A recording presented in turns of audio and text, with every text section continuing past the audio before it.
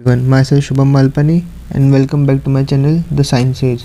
आज हम डिस्कस करेंगे 10th क्लास की साइंस का chapter number 2 acid base and salt का पार्ट 4। तो चलिए शुरू करते हैं।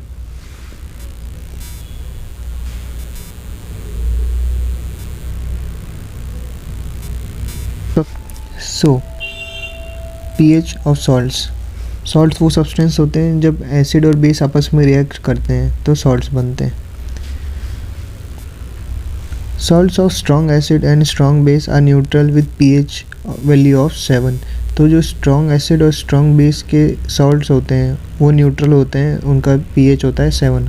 On the other hand, salt of strong acid and weak base are acidic with pH value less than 7 and those of strong base and weak acid are basic in nature with pH value more than 7। तो जो strong acid और weak base होते हैं उनका जो acidic होते हैं और उनका pH वैल्यू 7 से कम होता है, और जो स्ट्रॉन्ग बेस और वीक एसिड होते हैं उनका वो बेसिक होते हैं और उनका वैल्यू मोर देन 7 होता है। स्ट्रॉन्ग एसिड और स्ट्रॉन्ग बेस का एग्जांपल है जैसे कि HCl और NaOH। जब HCl और NaOH दोनों आपस में रिएक्ट करते हैं तो NaCl और वाटर बनता है। तो जैसा हम जानते हैं कि जब हम नमक को पानी में मिलाते हैं तो उसका जो pH होता है वो न्यूट्रल होता है, वो 7 होता है। और नेक्स्ट है जो स्ट्रॉन्ग एसिड और वीक बेस है, उसका एग्जांपल है जैसे कि एक HCl और NH4OH लिया तो NH4Cl सॉल्ट बनेगा और इसका जो pH होगा वो लेस देन 7 होगा। और वीक एसिड और स्ट्रॉन्ग बेस के एक एग्जांपल है NaOH और H2CO3 जब आपस में रिएक्ट करेंगे तो Na2CO3 बनेगा जिसका pH होगा more than 7। Chemical from common salt। By now you have learned that salt formed by the combination of hydrochloric acid and sodium hydroxide, मतलब HCl और NaOH is called sodium chloride। तो जो salt बनेगा HCl और NaOH को आपस में react करने पे वो होगा NaCl, जिसको हम नमक कॉमन सॉल्ट भी बोलते हैं NaCl। ये बनेगा HCl प्लस NaOH की आपस में रिएक्शन से। This salt that you use in food you must have observed it about activity that it is a neutral salt. तो ये एक न्यूट्रल सॉल्ट होता है और यही हम फूड में यूज़ करते हैं। Sea water contains many salt dissolve in it. Sodium chloride is separated from these salts. Deposit of solid salt is also found in several parts of the world. These large crystals are often brown due to impurities। ये एक important line है, these large crystals are often brown due to impurities। This is called rock salt। Beds of rock salt were formed when seas of bygone ages dried up। Rock salt is mined like coals। तो क्या होता है, जो सी water होता है उसमें बहुत सारे तरह के सॉल्ट्स डिज़ोल्व होते हैं जिसमें से एक सोडियम क्लोराइड भी है। तो हम इस सोडियम क्लोराइड को सेपरेट करते हैं अलग अलग प्रोसेस से और इसे हम रॉक सॉल्ट भी बोलते हैं। और जो सोडियम क्लोराइड का क्रिस्टल है वो इम्प्योरिटीज़ के कारण ब्राउन कलर का होता है। और जो सीज़ है, मतलब जो समंदर है, जो इनके सूखने के कारण जो पानी हो गया वो इवोपरेट हो गया और सिर्फ सॉल्ट बचा, तो वहाँ से हम कॉमन सॉल्ट को माइन करते हैं। You must have heard about Mahatma Gandhi's Dandi march. Did you know that the sodium chloride was such an important symbol in our freedom of struggle. सब लोगों ने महात्मा गांधी की जो दांडी मार्च थी उसके बारे में तो सुना ही होगा, वो जिसे हम नमक सत्याग्रह भी बोलते हैं। Okay, common salt a raw material for chemicals. The common salt जिसे NaCl, the common salt thus obtained is important raw material for various materials of daily use such as sodium hydroxide, baking soda, washing soda, bleaching powder and many more. Let us see how one substance is used to make all the other these different substances। जो common salt होता है ये एक बहुत important raw material है, इससे हम sodium hydroxide, baking soda, washing soda और ब्लीचिंग पाउडर और बहुत अलग अलग प्रकार के सब्सटेंसेस बना सकते हैं। तो ये एक रॉ मटेरियल के फॉर्म में यूज़ होता है। अब बात करते पहला सब्सटेंस जो कि है sodium hydroxide NaOH। When electricity is passed through an aqueous solution of sodium chloride called brine, so जो aqueous solution होता है सोडियम क्लोराइड का उसे हम ब्राइन बोलते हैं। It decomposes to form sodium hydroxide. तो जब इस ब्राइन के सॉल्यूशन से इलेक्ट्रिसिटी पास की जाती है तो वो डिकम्पोज हो जाता है सोडियम हाइड्रोक्साइड में। The process is called क्लोर alkali process. इस प्रोसेस को हम क्लोर अल्कली प्रोसेस बोलते हैं क्योंकि इसमें एक तो क्लोरीन के लिए क्लोर वर्ड यूज़ किया है और अल्कली जो कि सोडियम हाइड्रोक्साइड बनने का, अल्कली मतलब बेस, उसके लिए यूज़ किया है, तो क्लोर अल्कली प्रोसेस। तो जो रिएक्शन होती है वो ऐसे होती है कि NaCl है एक्वस फॉर्म में और वाटर की प्रेजेंस है ही, उससे बनेगा जब इलेक्ट्रिसिटी पास करी उससे तो NaOH aqueous plus chlorine gas plus hydrogen gas बनेगी। Chlorine gas is given off at anode. तो जो क्लोरीन गैस है वो एनोड पे रिलीज़ होती है एंड हाइड्रोजन गैस है वो कैथोड पे होती है। इसको याद रखने का तरीका ये है कि जो NaCl है उसमें जो Na+ होता है और Cl- में होता है और जो एनोड है ये एक पॉजिटिव इलेक्ट्रोड है। ओके, तो जो नेगेटिव काउंटर पार्ट है ये पॉजिटिव की तरफ अट्रैक्ट होगा, पॉजिटिव एनोड। ओके, तो ये जो नेगेटिव काउंटर पार्ट है ये पॉजिटिव एनोड की तरफ अट्रैक्ट होगा। तो जो क्लोरीन है ये एनोड पे जाके एक इलेक्ट्रॉन देगा और मतलब 2 क्लोरीन जाएंगे तो एक Cl2 मॉलिक्यूल रिलीज़ होगा। ओके, और इसी तरह से हाइड्रोजन H+ के फॉर्म में होता है तो ये कैथोड की तरफ जाएगा जो कि नेगेटिव है, नेगेटिवली चार्ज होती है। तो जब 2 H+ आयन जाएंगे तो H2 गैस रिलीज़ होगी एनोड पे से। Sodium hydroxide solution is form near the cathode. जो सोडियम हाइड्रोक्साइड सोल्यूशन है ये भी कैथोड की तरफ मिलता है। The 3 products obtain in this process are all useful as figure 2.8 shows the different use of this products. Okay, तो ये important products of chlor alkali process figure 2.8। जो क्लोरीन है ये वाटर ट्रीटमेंट में यूज़ होता है, स्विमिंग पूल्स में use होता है। ये पॉलीविनाइल क्लोराइड एक पॉलीमर होता है उसको बनाने में यूज़ होता है। डिसइंफेक्टेंट के फॉर्म में यूज़ होता है, CFCs में यूज़ होता है, जो रेफ्रिजरेंट्स में यूज़ होती है, पेस्टिसाइड्स में भी यूज़ होता है। जो हाइड्रोजन है ये फ्यूल में यूज़ होता है, मार्गरीन में यूज़ होता है, अमोनिया फॉर फर्टिलाइज़र्स में यूज़ होता है। H2O2 फ्यूल सेल्स होते हैं उसमें बाय प्रोडक्ट में वाटर मिलता है, उसमें भी हाइड्रोजन का यूज़ होता है। और जो NaOH है ये डीग्रीजिंग ऑफ मटेरियल सोप्स बनाने में, डिटर्जेंट में, पेपर मेकिंग, आर्टिफिशियल फाइबर्स बनाने में हेल्प करता है। नेक्स्ट सब्सटेंस है bleaching powder. You have already come to know that chlorine is produced during the electrolysis of aqueous sodium chloride मतलब ब्राइन। तो हमें ऑलरेडी पता चल गया है कि जो ब्राइन है जब उसका हम इलेक्ट्रोलिसिस करते हैं तो उसमें क्लोरीन बनता है। जो this chlorine gas is used for the manufacture of bleaching powder. So तो क्लोरीन जो उधर से निकला है वो ब्लीचिंग पाउडर में बनाने में यूज़ होता है। जैसे यहाँ पे लिखा हुआ है, यहाँ पे एक ब्लीचिंग पाउडर भी आ सकता है, ब्लीचिंग पाउडर के यूज़ में बनाने को काम आता है। Bleaching powder is produced by action of chlorine on dry slake lime CaOH whole twice. Bleaching powder is represented as CaOCl2 though the actual composition is quite complex। तो जो bleaching powder है वो इस तरह से बनता है कि जो CaOH होल ट्वाइस है जो ड्राई स्लेक लाइम है इस पे से क्लोरीन गैस को पास किया जाता है तो CaOCl2 बनता है। सो अब ये चीज़ कॉम्प्लेक्स इसलिए क्योंकि जो CaOCl2 है इसमें 2 क्लोरीन मोलिक्यूल्स है ना, 2 क्लोरीन आयन है एक्चुअली। तो एक क्लोरीन का जो आयन है उसकी ऑक्सीडेशन स्टेट +1 है और एक जो क्लोरीन आयन है उसकी ऑक्सीडेशन -1 है और एक +1 है। तो इसीलिए एक ही मॉलिक्यूल में दोनों क्लोरीन के अलग अलग ऑक्सीडेशन स्टेट है, इसीलिए ये कॉम्प्लेक्स हो जाता है। यूजेस ऑफ ब्लीचिंग पाउडर, जिसमें फर्स्ट है for bleaching cotton and linen in textile industry, for bleaching wood pulp in paper factories and bleaching wash cloth in a laundry. तो ब्लीचिंग का मतलब ये होता है टू मेक समथिंग वाइट और lighter in colour. Okay, chemical का use करके किसी चीज़ को वाइट या उसका कलर हल्का करने में यूज़ होता है, उसे हम ब्लीचिंग बोलते हैं। तो ब्लीचिंग, कॉटन की ब्लीचिंग के लिए, मतलब कॉटन को और वाइट बनाने के लिए, लिनिन कपड़ा होता है, टेक्सटाइल इंडस्ट्रीज़ में यूज़ होता है।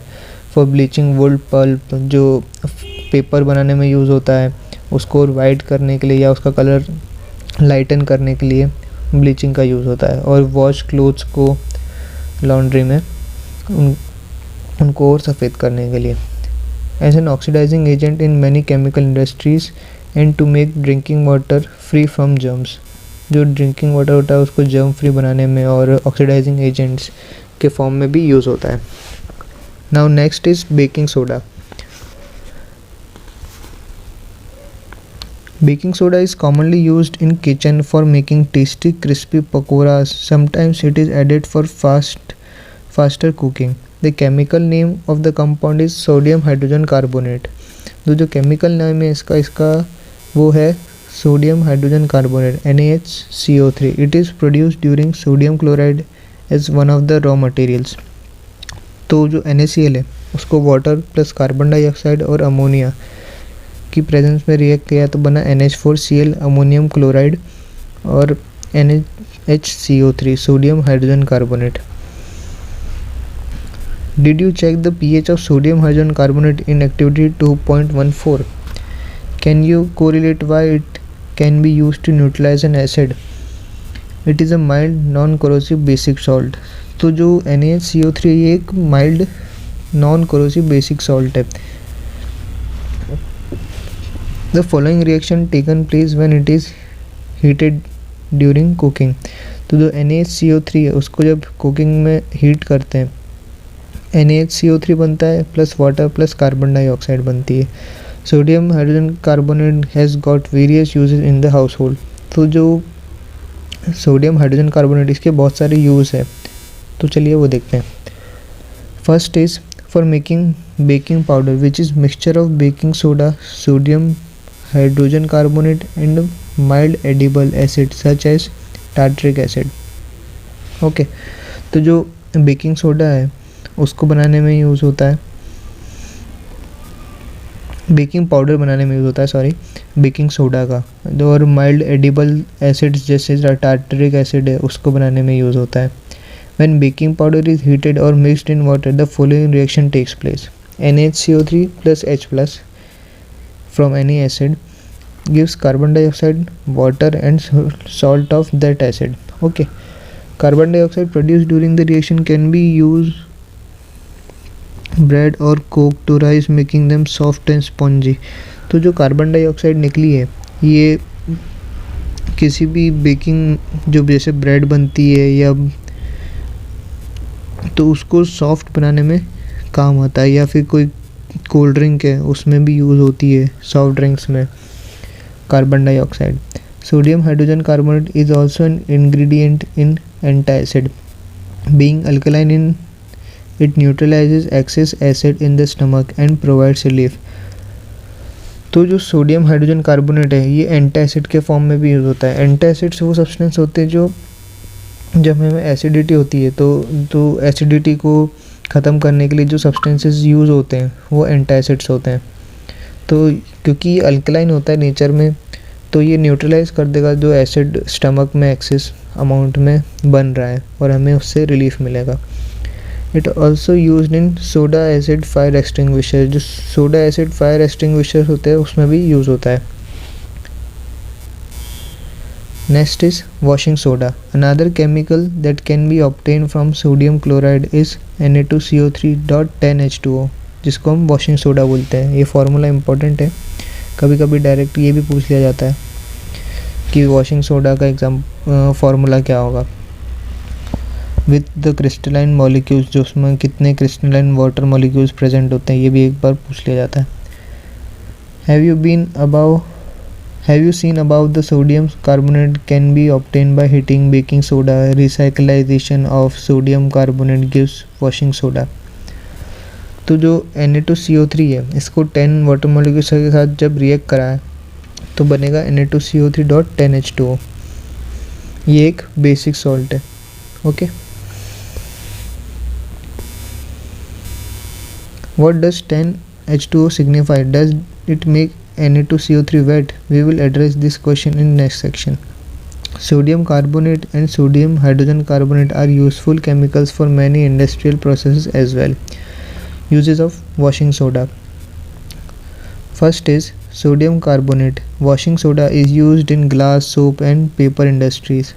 तो जो सोडियम कार्बोनेट है वो जिसको हम वॉशिंग सोडा बोलते हैं वो ग्लास, सोप और पेपर इंडस्ट्रीज़ में यूज़ होता है. Second is it is used in manufacture of sodium compound such as borax. Borax एक बहुत इंपॉर्टेंट कंपाउंड है. अभी के सिलेबस में तो नहीं होगा पर जो 11th में आती है जब हम ब्लॉक्स पढ़ते हैं सेपरेटली तो उसमें बोरेक्स बहुत इंपॉर्टेंट हो जाता है. तो उसके मैन्युफैक्चरिंग में भी सोडियम कंपाउंड्स जो वॉशिंग सोडा है वो काम आता है. Sodium carbonate can be used as a cleaning agent for domestic purposes. Cleaning agent के फॉर्म में भी यूज़ होता है. It use for removing permanent hardness of water. जो हार्ड वाटर होता है जिसमें झाग नहीं बनता है तो हम वॉशिंग सोडा से कपड़े धोते हैं तो उसमें भी झाग बन लग जाता है तो हमारे कपड़े धुल सकते हैं. तो वॉशिंग परमानेंट जो हार्डनेस होती है वाटर की उसको रिमूव करने में हेल्प करता है.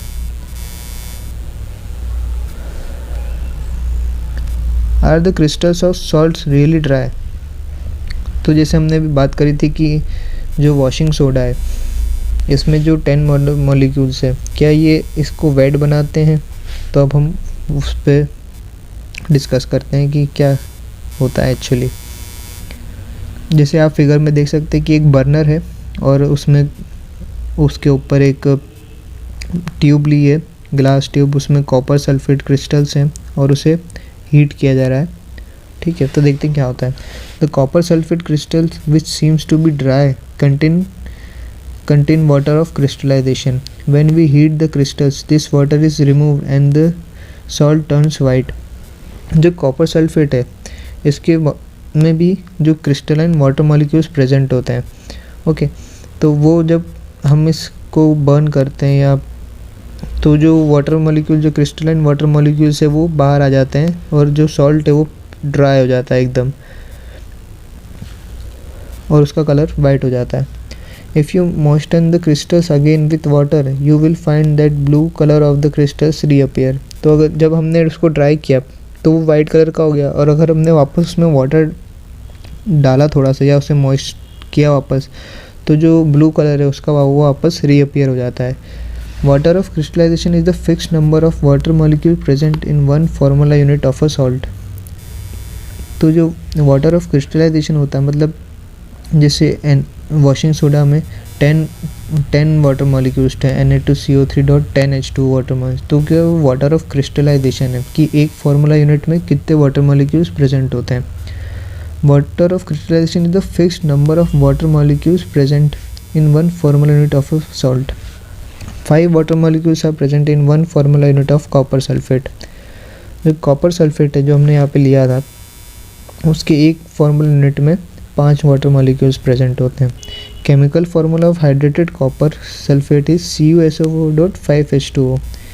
केमिकल फार्मूला जो हाइड्रेटेड कॉपर सल्फेट है उसका होता है CuSO4.5H2O.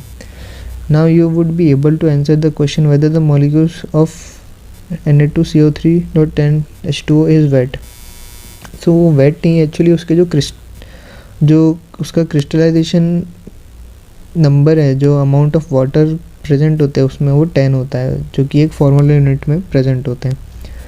One other salt which possess water of crystallisation is gypsum. Gypsum एक बहुत इंपॉर्टेंट केमिकल सब्सटेंस है.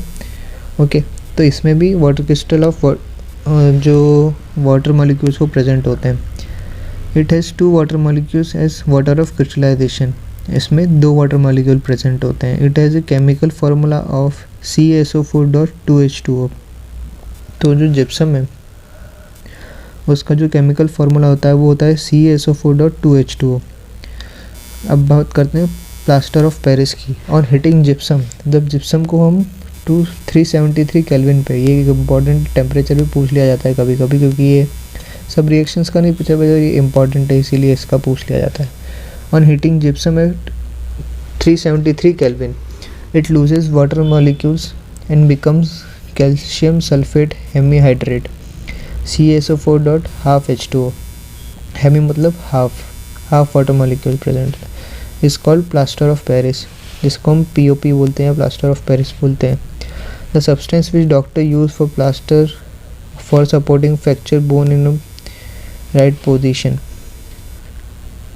तो जो प्लास्टर ऑफ पेरिस होता है, जैसे जब फ्रैक्चर हो जाता है तो हम एक वाइट कलर का पट्टा बांधते हैं डॉक्टर हाथ पे या जहाँ पे फ्रैक्चर होता है, तो वो POP होता है, वो प्लास्टर ऑफ पेरिस ही होता है।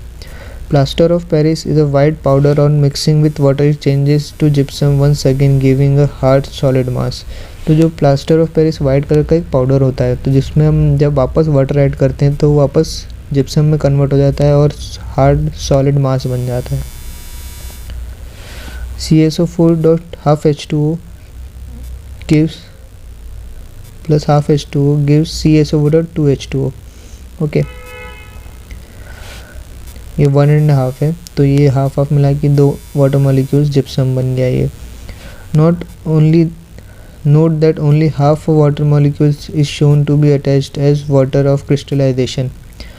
आपने नोट किया होगा कि CaSO4 dot 2 half H2O है POP में, पर हाफ वाटर मॉलिक्यूल प्रेजेंट कैसे हो सकता है किसी मॉलिक्यूल में? तो इसका है कि जो 2 CaSO4 के जो मॉलिक्यूल्स होंगे उनमें एक वाटर मॉलिक्यूल प्रेजेंट होगा। जैसे कि यहाँ पे एक CaSO4 की यूनिट है और यहाँ पे एक और CaSO4 की यूनिट है, तो इन दोनों यूनिट के बीच में एक वाटर मॉलिक्यूल प्रेजेंट होगा, कॉमन होगा जो कि, तो जब हम फॉर्मूला लिखेंगे तो CaSO4 डॉट हाफ H2O ही आएगा, क्योंकि जब 2 के बीच में एक वाटर मॉलिक्यूल है तो एक के पास तो हाफ ही आया ना, इसीलिए CaSO4 dot half H2O। How can you get half a water molecule? It is written in this form because 2 formula units of CaSO4 share 1 molecules of water. तो जो 2 CaSO4 की यूनिट्स है उनके बीच में एक ही वाटर मॉलिक्यूल प्रेजेंट है। Plaster of Paris is used for making toys, material for decoration and for making surfaces smooth. Try to find out why calcium sulfate is hematite or plaster of Paris. That's end the chapter here. So इसका logic तो समझ में आ गया, क्योंकि 2 CaSO4 के बीच में एक water molecule है, तो इसीलिए एक CaSO4 के साथ हाफ ही आएगा water molecule. Okay, so that was the chapter, the second chapter of our 10th class, acid, base and salt. Thank you for watching.